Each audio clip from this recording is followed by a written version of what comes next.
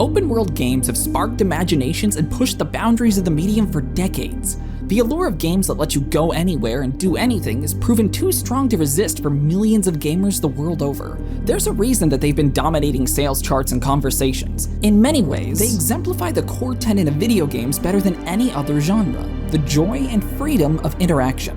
Games like Grand Theft Auto 5, Red Dead Redemption 2, The Witcher 3, and more probably spring to mind, but it took years of iteration, innovation, and imagination to get us there. In this series, we're going to follow the open world genre from its humble inception to the biggest blockbusters of today. There's a lot of ground to cover, so we're going to be breaking it up into 3 videos. Today, we're going to be looking at some of the very earliest examples of the genre, whose wild ambition laid the groundwork for some of the most successful video games ever made. If you guys like this series and want to see more, leaving a thumbs up, subscribing, ringing the bell, all that kind of good stuff really does help us out. With that out of the way, let's get started.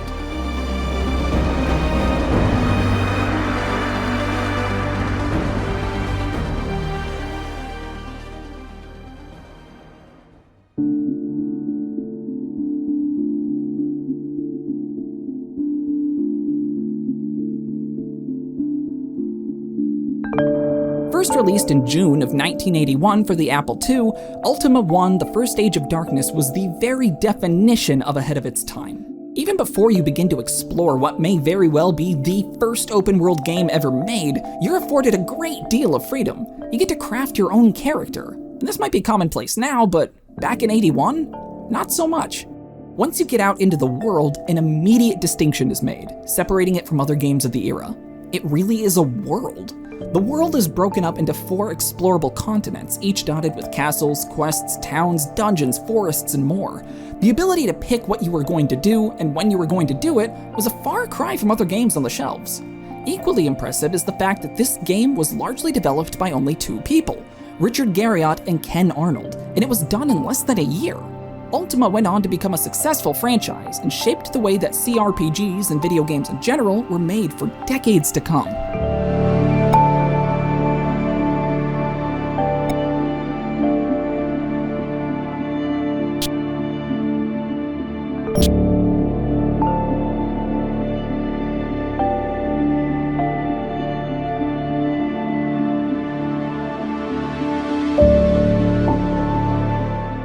Elite touched down on September 20th, 1984, and it was immediately clear that this wasn't just another run-of-the-mill game. Upon first spying it in a store, the first thing you'd notice was the box, namely just how big it was. Not only did it include the landmark game itself, but it additionally housed a 64-page Space Trader's Flight Training Manual, a ship identification poster, a reference card, and even a novella that helped introduce the concepts and universe.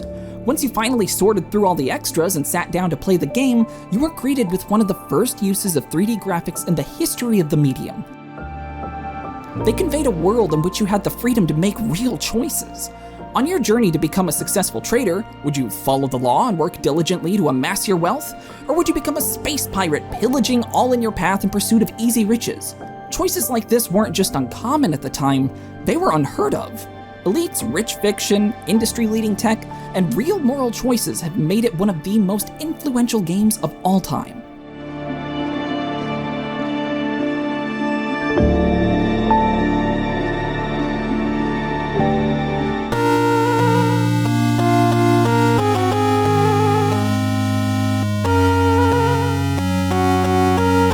Released on February 21st, 1986, our next game needs no introduction. I still remember watching my dad and my uncle combing Hyrule for secrets, conquering dungeons, and slaying monsters. I had never seen anything like it. The only games I'd seen were Super Mario, Duck Hunt, and Paperboy, and they all had one thing in common: a singular goal. Move right, shoot ducks, deliver papers. Zelda was different.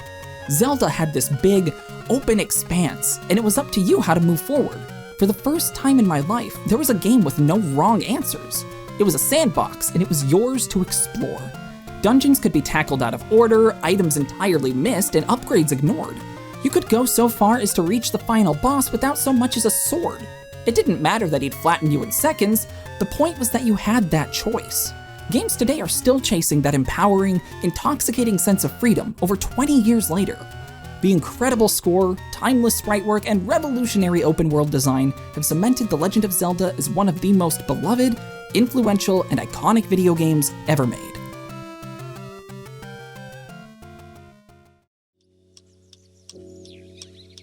Vet came screeching out of the gate in 1989, boasting a bevy of impressive features. The game had you tearing through the streets of a fully modeled 3D San Francisco. Reckless driving could result in your car taking realistic damage that affected its handling and even caused police to take pursuit. It isn't even the 90s yet, and we've already got something that's beginning to sound like a certain other juggernaut of the genre.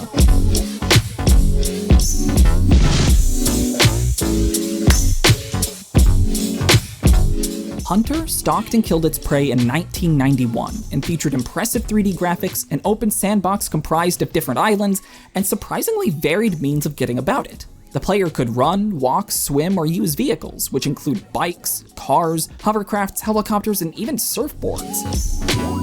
A litany of buildings, most fully explorable, dotted the landscape, and players could take advantage of a wide array of weapons and gadgets to take down their target. Few games now, and even fewer then, afforded players that kind of freedom.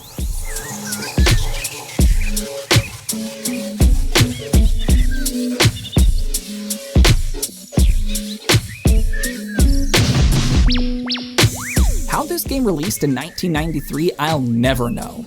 Frontier Elite 2 is the sequel to Elite, and a technical marvel. Building on the ideas of the first game, you once again find yourself either trading or stealing your way to comfortable living, but a lot has changed since 1984. For the first time, players could explore procedurally generated star systems. Moons, planets, stars, and more all behaved realistically thanks to an advanced physics system, and cutting-edge 3D graphics brought it all to life. 1993, 400 kilobytes, 1 floppy disk. Fully explorable star systems with planets you could seamlessly land on and explore. That is pretty insane.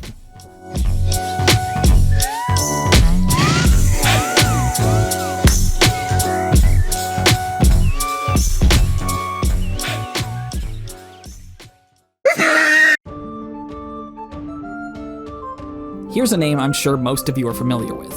The second entry in the venerated Elder Scrolls series came to us in 1996, and the game had scope to spare.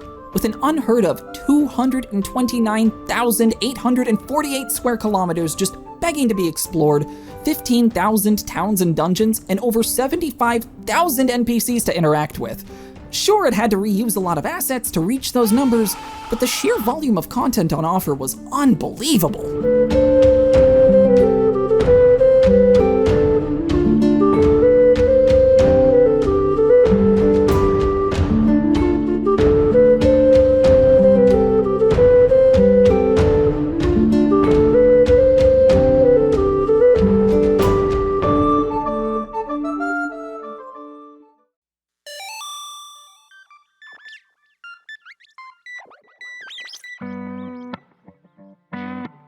I'll bet you were waiting for this one.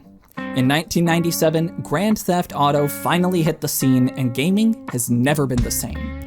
While a lot has changed over the years, the original laid out a lot of groundwork and ideas that the series uses to this day.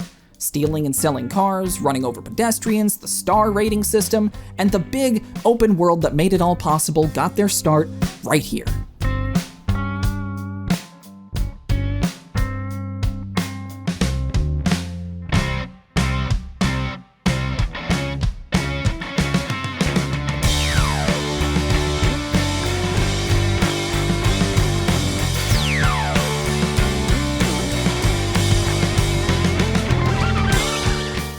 Courtesy of Rockstar North, yes, that Rockstar North, Body Harvest landed in 1998 for the Nintendo 64, and it was an interesting one.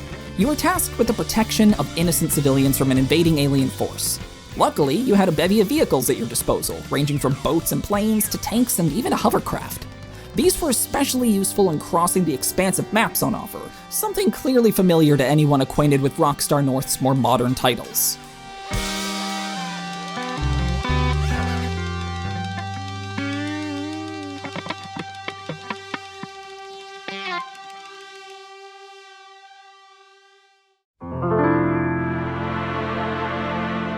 Okay, so this one might not technically be an open world game, but we couldn't leave it out. For millions, this was one of the first games with a wide, explorable world that they ever played. From the great open expanse of Hyrule Field to the bustling towns and cramped caverns, Ocarina of Time felt open and full of wonder in a way that most games at the time couldn't even dream of. The sense of scale dwarfed most games on the market, and the freedom to explore its secret stuffed world at your leisure cemented it in the minds and hearts of millions the world over. If you're already a fan, and let's face it, most people are, we've got a video that dives into an incredible fan remake and a bunch of other fan-made projects too. You should check it out. But not before finishing this video. That would make me sad, and my sad face is, really gross. You don't want to see that. Jumping from one of the most recognizable games ever made to one that never even left Japan, Mizuna Falls, which I'm probably mispronouncing, is nonetheless a fascinating game. Despite never being released in the States, it's actually set in Colorado. You play as a high school student in an attempt to find his missing classmate. You've got 7 in-game days to do it, and each 5 minutes in real time are an in-game hour. It was a hugely ambitious game. Not only was it one of the earliest 3D open-world games, but every character had their own routine, and a dynamic day-night system clued you into when you were at the end of one of your precious few remaining days. The whole thing has an eerie, tense air about it that's not at all unlike Twin Peaks, and whether or not it went on to become a smash hit, its sheer ambition and vision are worthy of praise.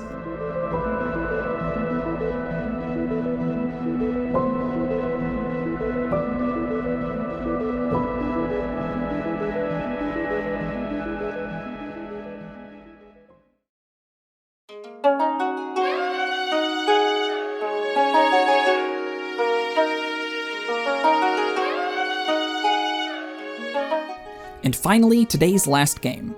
Coming in right at the end of the century in 1999, Shenmue is a cult classic for a reason. It boasted a day and night cycle, NPCs with individual schedules, a detailed open world to explore, and variable weather. There were an absurd number of lovingly crafted little distractions and activities to take part in. Things like fully functional arcades, items to purchase and gift to friends, and mini-games aplenty lent the world a sense of life and place that games struggle to replicate even now. Items that had no impact on the actual game were fully textured and made available to players on behalf of immersion. A truly astounding amount of work was poured into every facet of the game, and it resulted in a world that players happily got lost in for innumerable hours. That all came at a cost, in this case a very literal one. For years after its release, Shenmue was the most expensive video game ever developed. It never recouped its high development cost, even after selling 1.2 million copies, but it was clearly a labor of love. Hundreds of subtle details, varied minigames, exciting combat, and a slow, deliberate pace have made Shenmue a truly unique game still loved to this day.